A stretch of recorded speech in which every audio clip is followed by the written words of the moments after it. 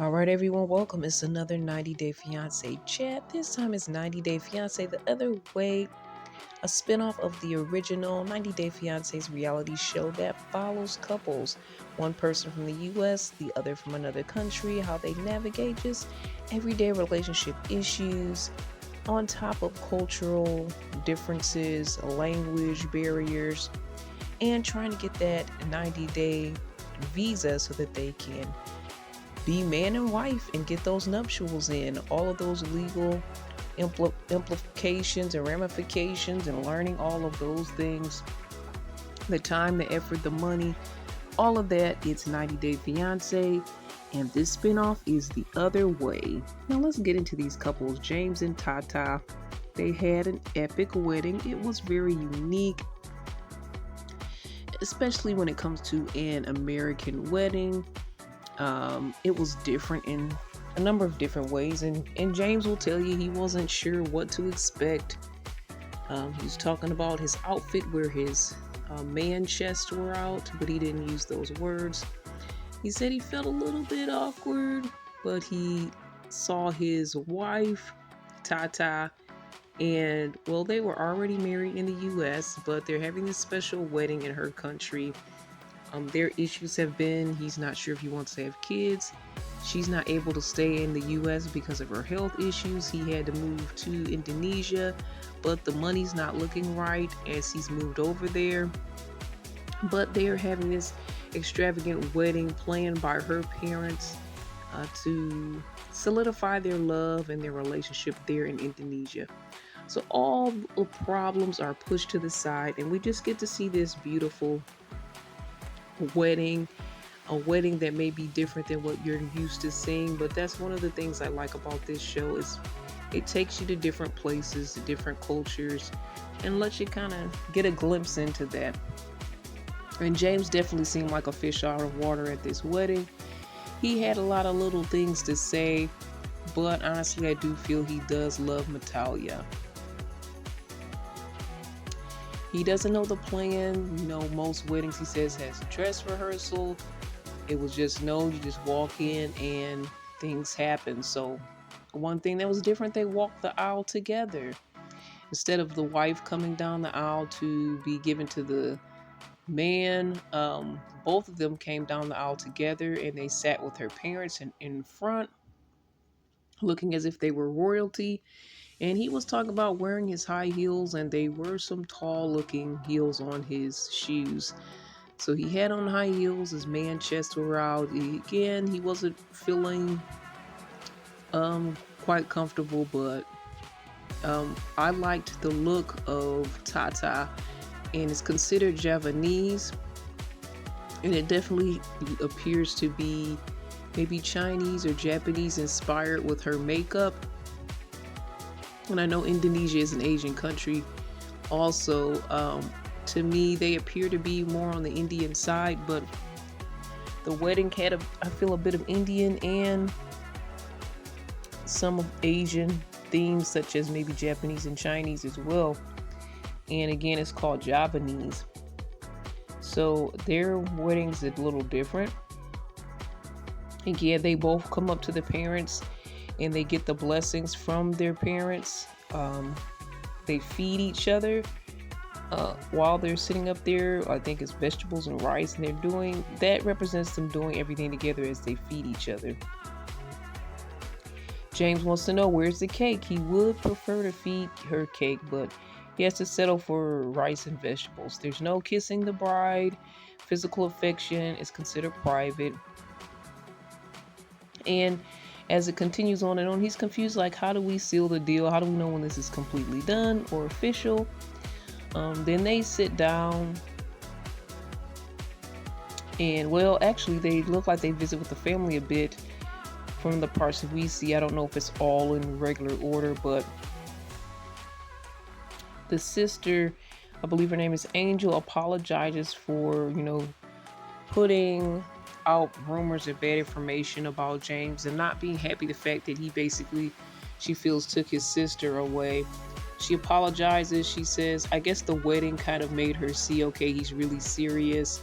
And she says the way that they look at each other, she could tell that he really cares about her. So, but she said, don't steal her away again. Um, but, James says, okay, I accept her apology. It seems sincere, but she still has to prove herself as someone that's going to be trustworthy, which is completely understandable. They had some unique entertainment. Um, a, a virgin girl, and she's put in a trance, and she starts dancing as an angel. And even as Tata's explaining this, she giggles and she's like, I guess she knows us a lot to try to figure out what that means. Sintran, I think, is what the name of the dance was. And I think Bidadari stands for angel.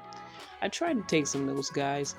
But she said this is her dream wedding, and that's their dream wedding. And she hopes that James changes his mind because he does want to go back to the U.S. due to the fact that he really can't make the same type of money he was making in Indonesia. And they have a moment where they're looking at each other. They're sitting like on the somewhat throne type thing, and everybody's just, I guess, conversating and fellowshipping. It's just like, I really want to kiss you, and she says, okay, you can do it. And she kind of covers her face so the kids can't. She said, well, the kids can't see us kissing. It's a lot of kids. So it was just kind of cute, a cute moment. He gave her a quick kiss behind her hand, and she giggled. And it was just a sweet moment during the wedding. I hope these two work out. I don't know what the future holds, and I think James has some issues, but in a way she has her own issues. And I hope they can figure things out in the midst of all that. Now we have Inky and Corona. Now, last we were left with them. They were at the bar talking, and she confronts him about possibly talking to other women at the club a couple months before she was to arrive. So she's questioning him, and he's saying, he's getting defensive and saying really he didn't do anything. And then the whole issue of marriage came up, and she basically finds out he's not really the marrying kind, though she feels it's really important. She texted him the ring that she wanted twice. He didn't take it seriously. So at this point, we're at the fact where she left the bar. Now he's walking the streets trying to find her.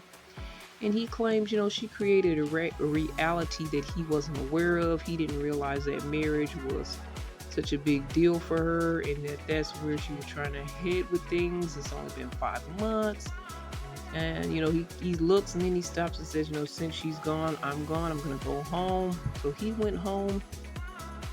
In the meantime, she's like, she doesn't know who this person is anymore. Did she kind of make a mistake coming all the way to Iceland? She was calling one of her friends, and they didn't pick up, so she was kind of left stranded.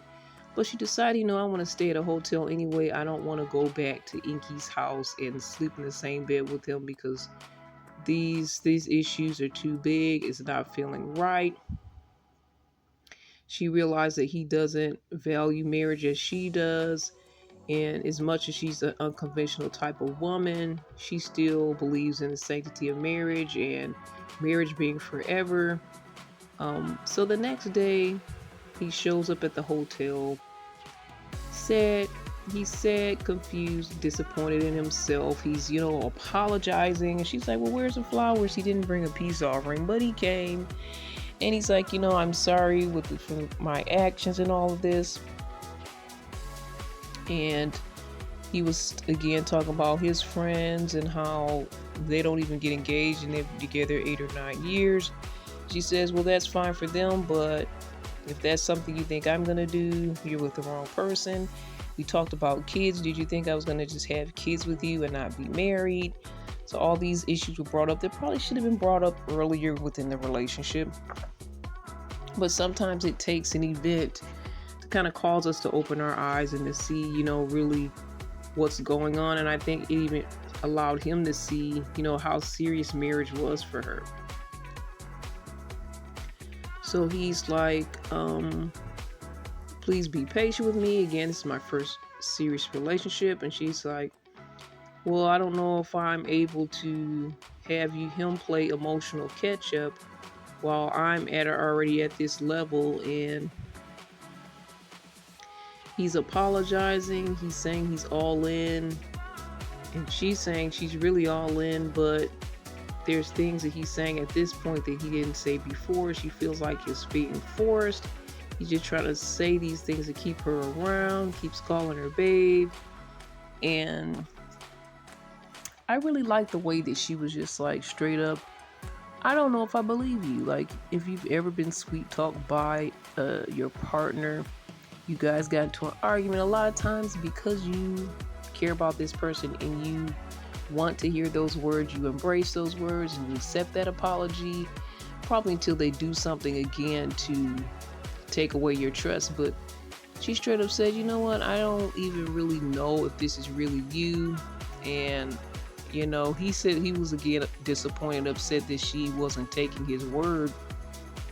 But I think she has good reason not to. And I think sometimes we really need to question our partners, and at times we just, take their word for it. But, action speaks louder than words. And she missed her opportunity at midwifery school in the US. All these things she did because she thought this was going to be a more serious relationship. Just to so show these two were not really on the same page.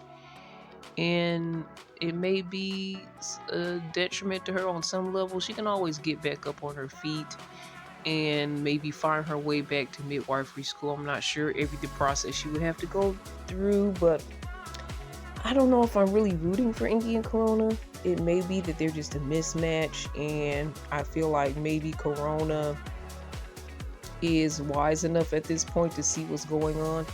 It's a blessing that at this point she saw the issue. She saw that he may not change and she may have to exit now. It's better to see that sooner than later. All right, let's go to Josh and Lily.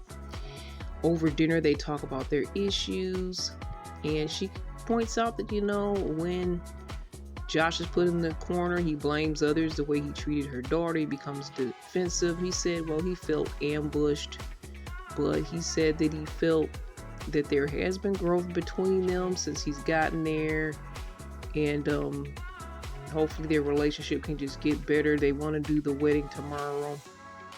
And it's funny how she, to me, was kind of taking the masculine role because she was wiping his tears, I felt like she was kind of taking the masculine role, touching his face and wiping his tears. I know that we don't have to follow those roles 100%, but to me, in a way, she's already done that with having this big, beautiful house prepared for him. He doesn't have to work, but she does ambush him with this situation. And she's basically said, okay, I would like to marry you tomorrow. Okay, the wedding is still on. Great news. But she said she only understood 40% of what he said, but she understood his face and his body language. So again, she's on with the wedding, but she doesn't have the rest of the money, and everything is due tomorrow. So we might have to cancel it. And he's like, so basically, my money's gone. I spent all this money and now it's gone.